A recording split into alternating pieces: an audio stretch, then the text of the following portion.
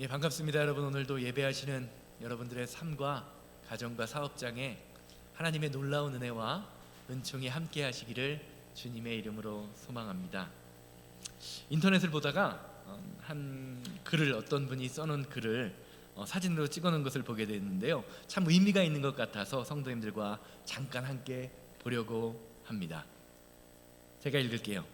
자살을 거꾸로 읽으면 살자가 되고, 역경을 거꾸로 읽으면 경력이 되고, 인연을 거꾸로 읽으면 연인이 된다.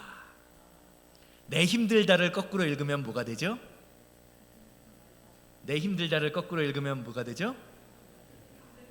다들 힘내. 이 짧은 글은요, 우리가 어떻게 인생을 바라보느냐에 따라서 삶의 태도가, 그리고 방향이 달라질 수 있음을 보여줍니다.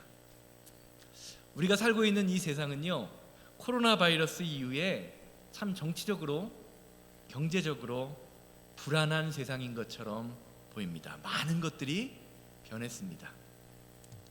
오늘 들으시는 하나님의 말씀을 통해서요, 내 힘들다가 아니라 다들 힘내시는 여러분들 되시기를 주님의 이름으로 소망합니다. 방금 한 것과 같이요, 가난이라는 말을 거꾸로 읽으면 어떻게 될까요? 가난? 난가가 돼요. 이 세상에 많은 사람들이요, 스스로의 인생을 바라보면서 내가 가난하다라고 생각합니다. 분명 과거에 비해서 삶의 질이 향상되었습니다. 많은 것을 누리면서 살아갑니다. 그럼에도 불구하고 우리는요, 만족하지 않습니다. 참 재미있는 사실은 많은 사람들이 냉장고에 음식을 가득 채워놓고도, 특별히 아이들이 하는 말이 있어요. 냉장고 문 딱 열고 뭐라 그러죠? 먹을 거 하나도 없네. 그런데 그 냉장고 안에는요, 언제 넣은지 모르는 음식이 썩어질 때도 있어요. 또 여자분들 많은 경우 이런 얘기를 합니다. 옷장에 옷이 가득 채워져 있음에도 불구하고 그 채워진 옷을 보면서 뭐라고 말씀하시죠? 교회 오시기 전에 입을 옷이 하나도 없다. 그런 말씀을 종종 합니다. 사실 이 말은요, 지금 내가 먹고 싶은 것이 없고 지금 내가 입고 싶은 것이 없다라는 뜻이죠. 말씀드린 것처럼 이 시대에 많은 사람들이요, 가난이라는 것을 거꾸로 바라보면서 내가 가난하다라고 생각합니다. 왜냐하면 자신의 인생을요, 다른 사람과 비교하기 때문입니다. 다른 사람의 인생과 비교해 보니 내 인생이 한없이 초라해 보이고 작아 보이는 것입니다. 사랑하는 여러분, 성도는요, 다른 사람과 내 인생을 비교하는 것이 아니라 하나님의 말씀에 내 인생을 비교하는 사람입니다. 하나님의 말씀에 내 인생을 비교하면서 살아갈 때에 비로소 하나님께서 내게 허락하신 모든 것이, 나의 가정과 나의 사업장과 나의 건강과 나의 물질이 하나님의 것임을 깨닫게 됩니다. 이 세상에 사는 사람들을 보십시오. 그렇게 많은 것을 누리면서도요, 내가 누리는 것이 하나님의 은혜임을 깨닫지 못하는 사람들. 아니, 목회를 하다 보면요, 교회 안에도 성도라는 이름을 가졌는데요, 내가 가지고 누리는 것이 하나님의 은혜임을 깨닫지 못하는 분들을 참 많이 보게 됩니다. 그런 사람들을 향하여 하나님은 사사기 8장 34절 말씀을 통해서 이렇게 말씀하십니다. 사사기 8장 34절이십니다. 이스라엘 자손이 주위의 모든 원수들의 손에서 자기를 건져내신 여호와 자기들의 하나님을 기억하지 아니하였다. 사랑하는 여러분, 기억하는 것이 믿음입니다. 이스라엘 백성들이요, 하나님께서 출애굽 과정 속에서, 그리고 이스라엘을 정복하는 그 정복 역사 과정 속에서 하나님께서 그들을 건져내시고 그들에게 이김을 주셨음에도 불구하고 이스라엘 백성들은요, 그것을 기억하지 못하였다라고 말합니다. 그 결과 어떻게 된 것입니까? 하나님께서 그들에게 어려움과 고난을 허락하셨어요. 왜요? 기억해요. 기억해내라는 말입니다. 그렇게 우리는요, 우리의 가정의 믿음의 역사를 기억해야 됩니다. 우리 교회의 믿음의 역사를 기억해야 합니다. 우리 나라의 믿음의 역사를 기억해야 합니다. 말씀드린 것처럼 이스라엘 백성들이 왜 이방 민족에게 고난당하고 죽임을 당하고 어려움을 당했습니까? 하나님을 기억하지 못했기 때문이라고 성경은 증거합니다.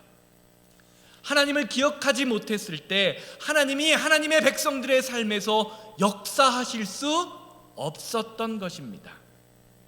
이런 점에서 우리는요, 하나님이 우리에게 주신 이 하나님의 말씀을 읽으면서, 말씀을 들으면서 나의 삶에 역사하신 하나님을 기억해내야 합니다.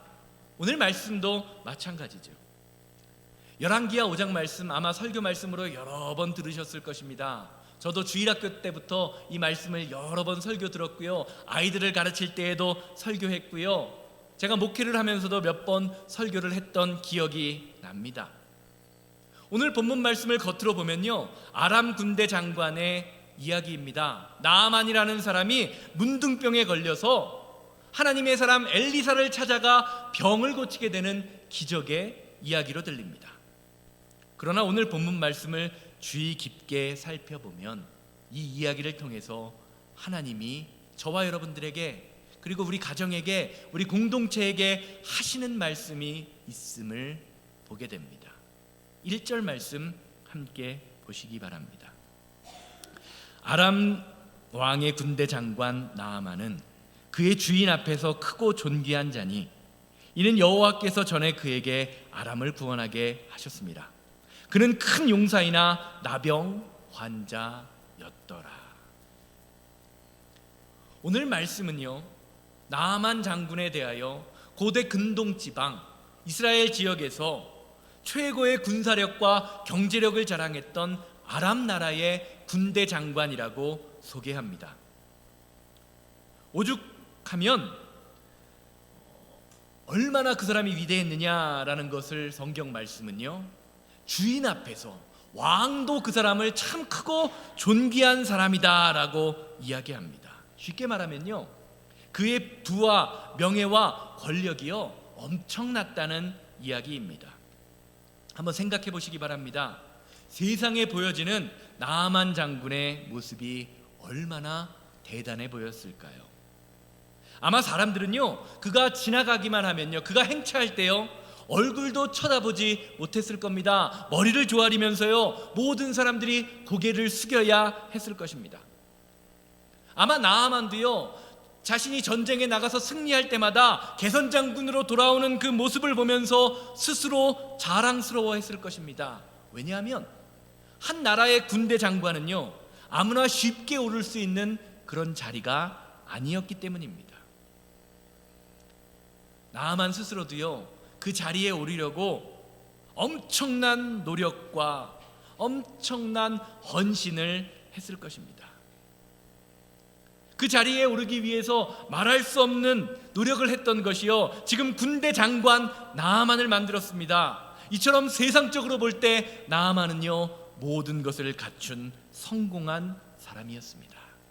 그런데 이렇게 완벽해 보이는 나아만의 인생이요, 마지막 한 문장을 통해서 망가지고 있는 것을 보게 됩니다.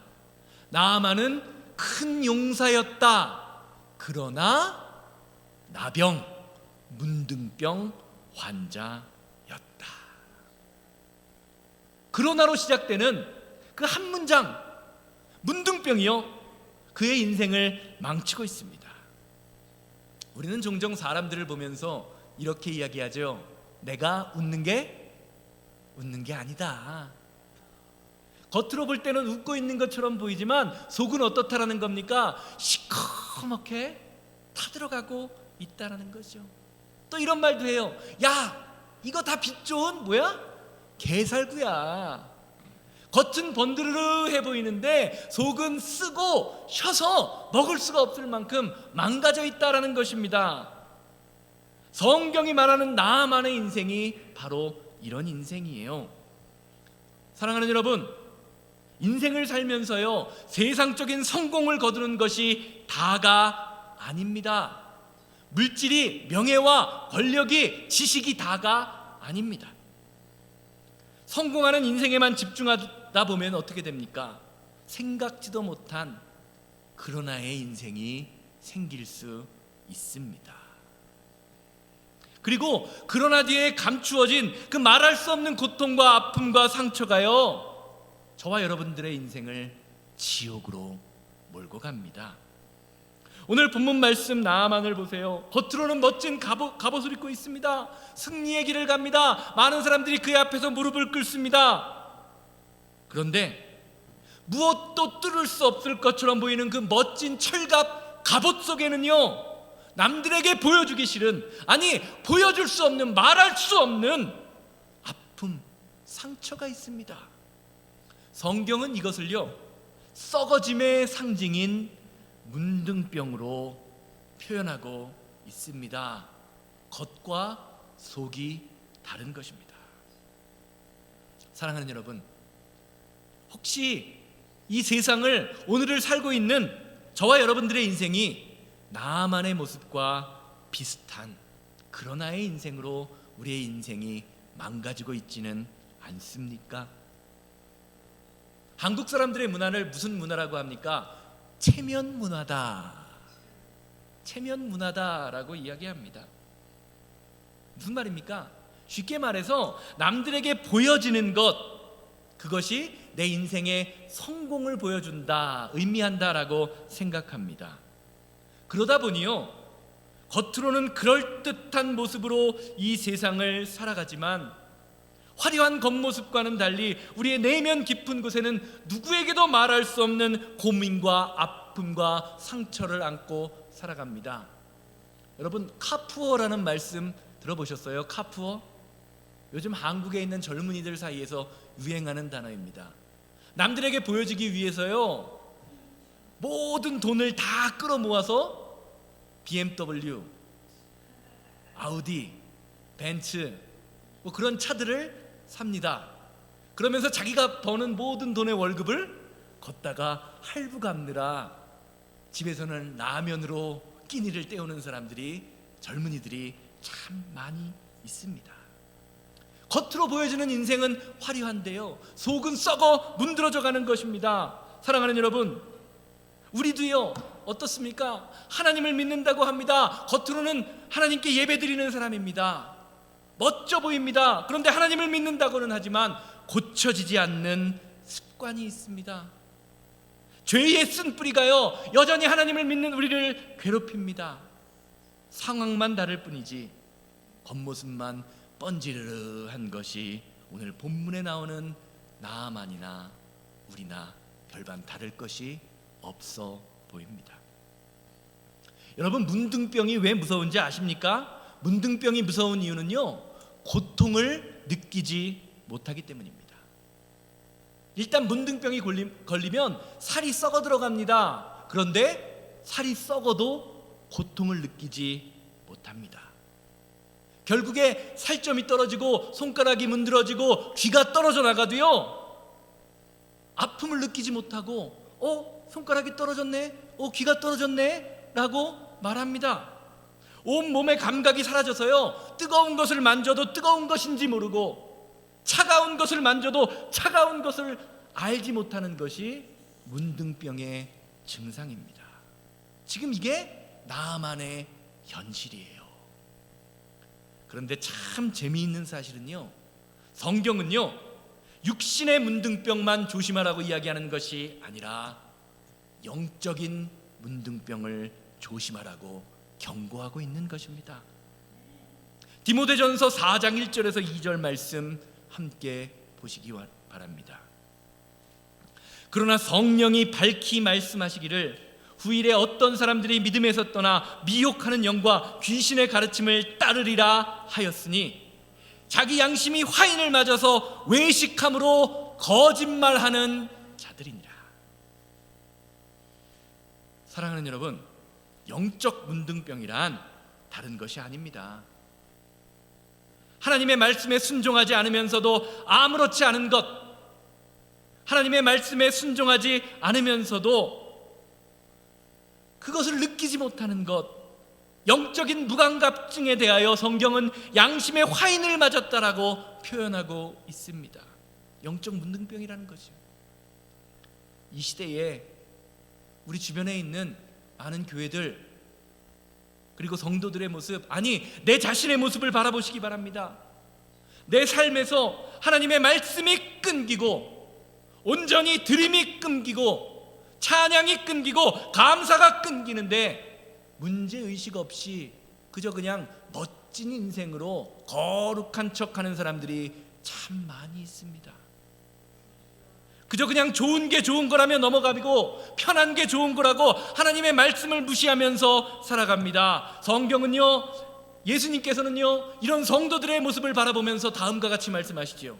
마태복음 23장 27절입니다. 화 있을지언정 외식하는 서기관과 바리새인들이여, 회칠한 무덤과 같으니 겉으로는 아름답게 보이나 그 안에는 죽은 사람의 뼈와 모든 더러운 것이 가득하도다. 예수님 뭐라고 말씀하십니까? 외식하는 것이 이러한 것이다. 겉모습만 번지르르 하고 속에는 생명이 없다. 죽은 뼈와 더러운 것이 가득 차 있다라고 말합니다.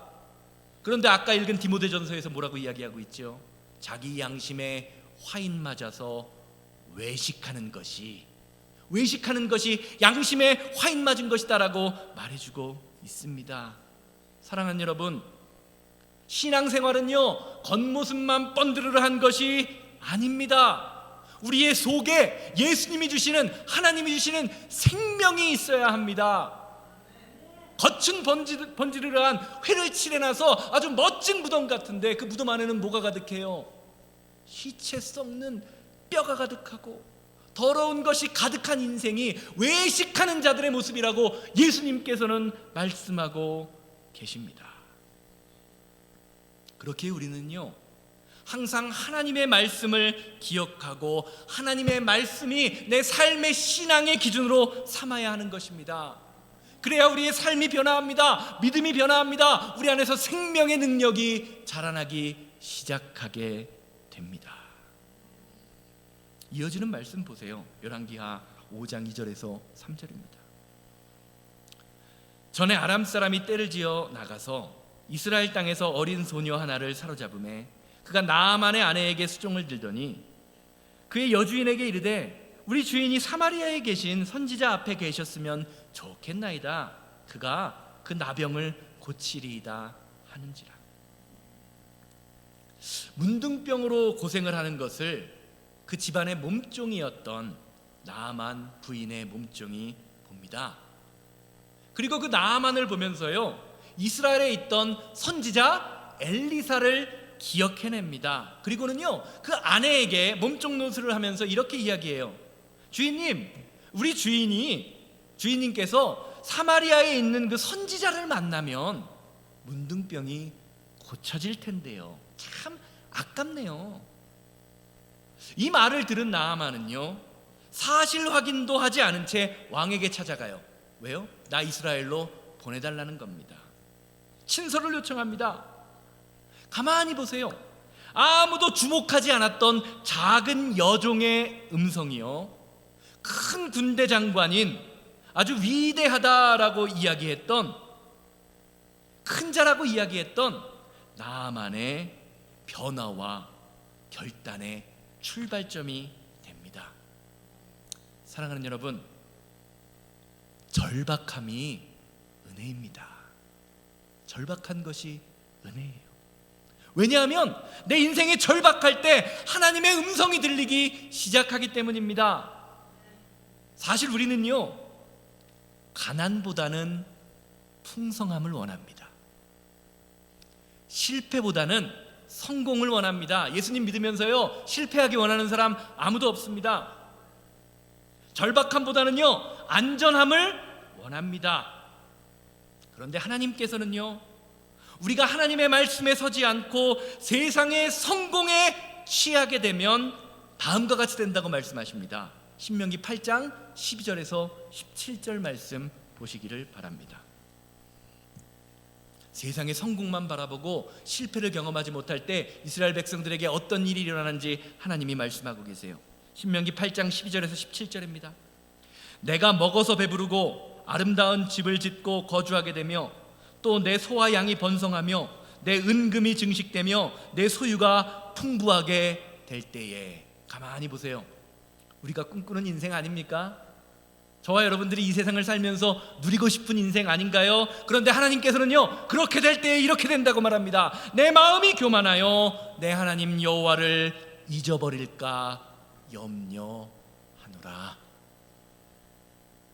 여호와는 너를 애굽 땅 종되었던 집에서 이끌어내시고 너를 인도하여 그 광대하고 위험한 광야 곧 불뱀과 전갈이 있고 물이 없는 간조한 땅을 지나게 하셨으며 또 너를 위하여 단단한 반석에서 물을 내셨으며 내 조상들로 알지 못하던 만나를 광야에서 먹이셨나니 이는 다 너를 낮추시며 시험하사 마침내 내게 복을 주려 하셨음이니라.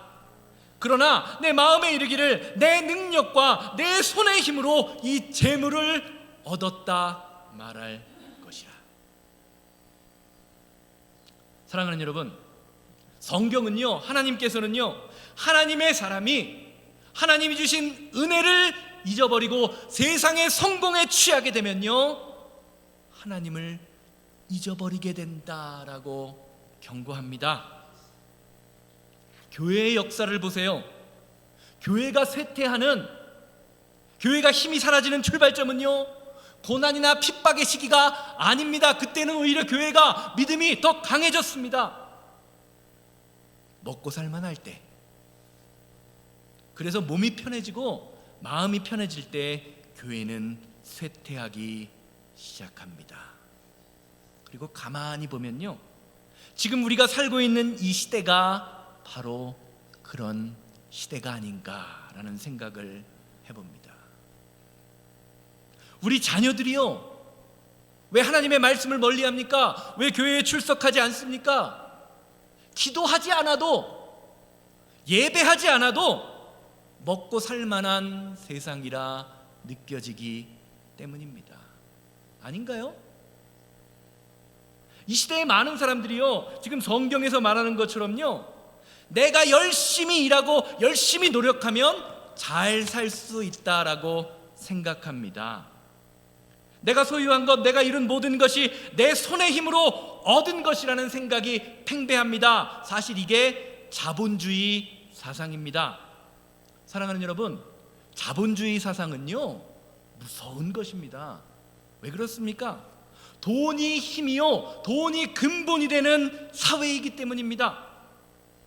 성도는요, 자본주의를 사는 사람이 아닙니다. 하나님의 말씀, 신본주의를 살아가는 사람입니다. 하나님의 말씀이 내 삶과 내 가정과 내 사업장에서 일어나기를 힘쓰는 사람이 성도입니다. 그래서 하나님께서는요, 신명기 8장 10절에서 17절, 하나님을 잃어버리고 있는 그 백성들을 향하여 다음과 같이 18절에서 이렇게 말씀하십니다. 내 하나님 여호와를 기억하라. 그가 내게 재물 얻을 능력을 주셨습니다. 이같이 하시면 내 조상들에게 맹세하신 언약을 오늘과 같이 이루려 하심이니라. 사랑하는 여러분, 하나님은 약속을 이루시는 분입니다. 믿으십니까? 누구를 통해서 이루실까요? 그 약속을, 그 은혜를 누구를 통해서 이루십니까? 나를 통해서 이루십니다. 우리 교회를 통해서 이루십니다. 우리 가정을 통해서 이루십니다. 우리 사업장을 통해서 이루십니다. 저와 여러분들이 이것을 믿고 고백한다면 세상을 향한 절박함이 있어야 합니다. 육신의 절박함뿐만이 아니라 하나님을 믿지 않는 죽어져가는, 썩어져가는 그 영혼들을 보면서 절박한 마음을 가져야 합니다. 하나님이 기뻐하시는 것이 무엇인지를 기억하고 또 기억해내야 하는 것입니다. 내 하나님 여호와를 기억하라. 그럴 때 너희를 통하여 그 언약을, 약속을 이룰 것이다. 사랑하는 여러분, 오늘 말씀을 통해서 하나님의 약속, 하나님의 언약을 기억해내는 여러분들 되시기를 주님의 이름으로 소망합니다. 그리고 그것은요, 영적인 절박함을 통하여 이루어진다는 것이 있어야 돼요. 죽어져가는 영혼들을 바라보면서 안타까워하는 마음이 있어야 하는 것입니다. 그리고 하나님께서는요, 그렇게 절박한 마음을 가지는 사람들을 위로해 주십니다. 팔복 말씀, 너무나 유명한 말씀, 마태복음 5장 4절 뭐라고 말씀하십니까? 애통하는 자는 복이 있나니 저들은 위로를 받을 것이다. 사랑하는 여러분, 성도는 하나님의 위로를 받는 사람입니다. 아멘이죠? 목회를 하다 보면 많은 분들을 만나게 되는데요, 대부분의 분들이요, 나를 좀 알아달라고, 나를 좀 위로해달라고, 내 아픔과 상처가 이렇게 많습니다라고 나를 주장하는 사람들이 있습니다. 물론 그런 분들을 목사가 위로합니다. 그런데 목사가 해주는 위로가 얼마나 위로가 되겠습니까? 하나님의 위로를 받아야 합니다. 하나님의 치유하심을 받아야 합니다. 그런데 그 위로는요, 아무에게나 임하지 않습니다. 하나님의 말씀을 기억하고 이웃의 아픔을 내 아픔으로 알며 영적인 절박함을 가지고 애통하는 사람들에게, 애통하여 울지 않고는 이 세상을 살아낼 수 없는 마음을 가진 사람들에게 하나님의 위로가 임하게 됩니다. 그리고 이런 위로를 가진 사람들은요, 하나님의 위로를 경험한 사람들은요, 다른 주변에 있는 사람들을 위로할 수 있게 됩니다. 이사야 40장 1절 보세요. 너희의 하나님이 이르시되 너희는 위로하라, 내 백성을 위로하라.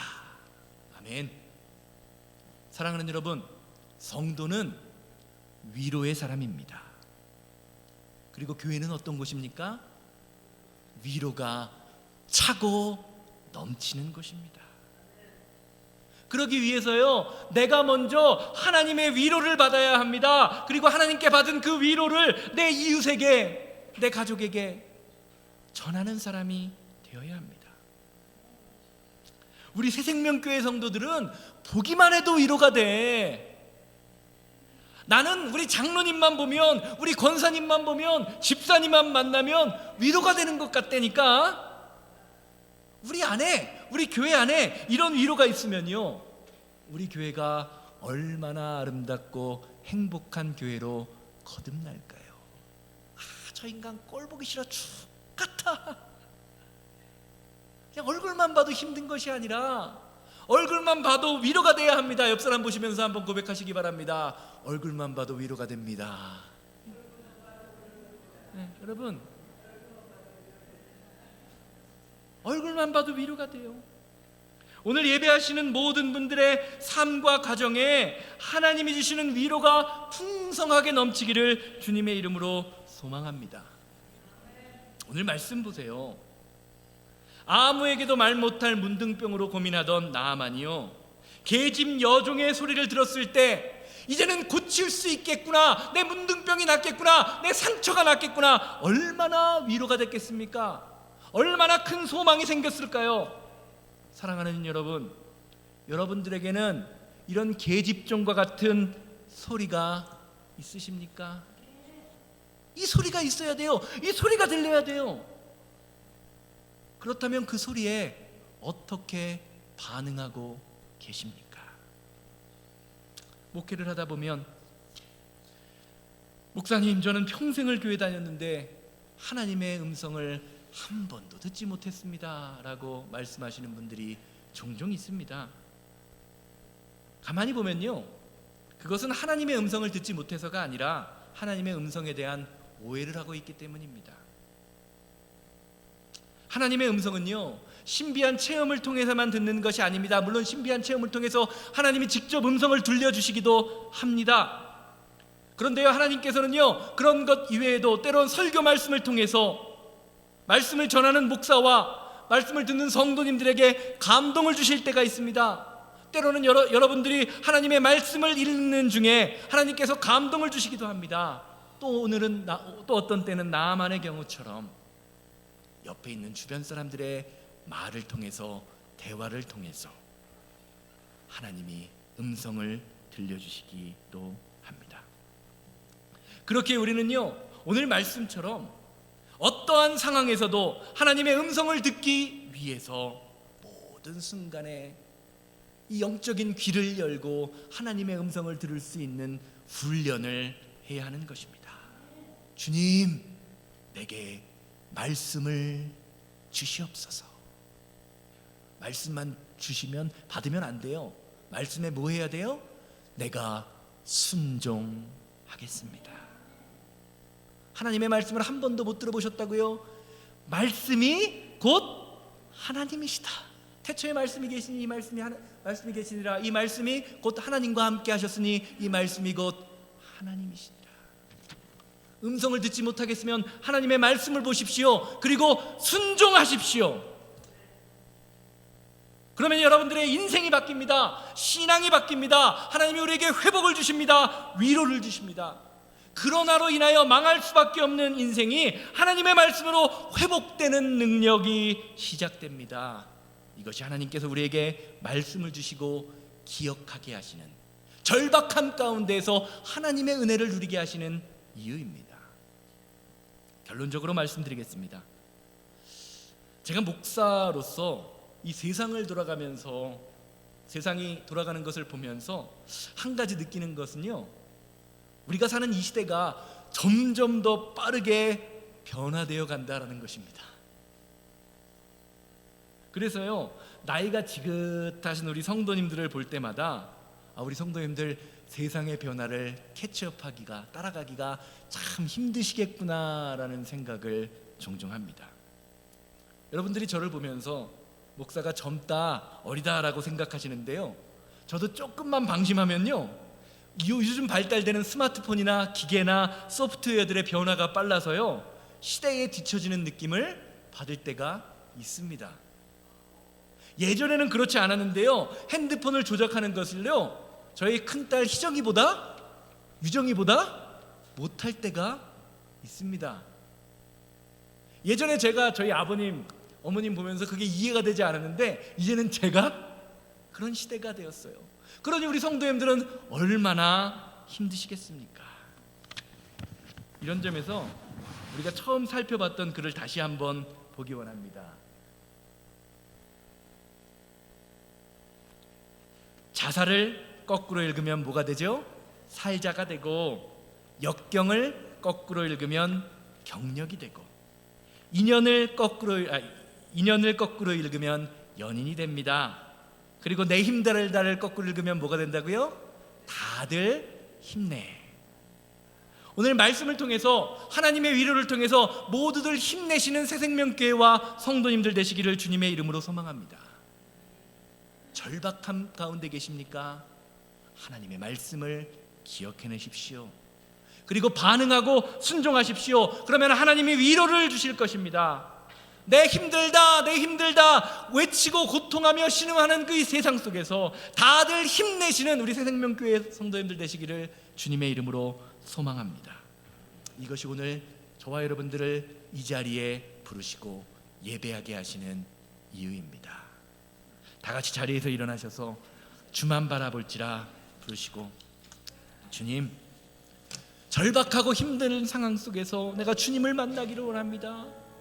주님이 나의 아버지 되시며 나의 해결자 되심을 고백하기 원합니다. 기도하고 축도로 예배를 마칩니다.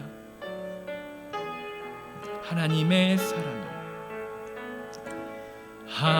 하나님의 사랑을 사모하는 자, 하나님의 평안을 바라보는 자, 너의 모든 것 창조하신 우리 주님이 너를 얼마나 사랑하시는지,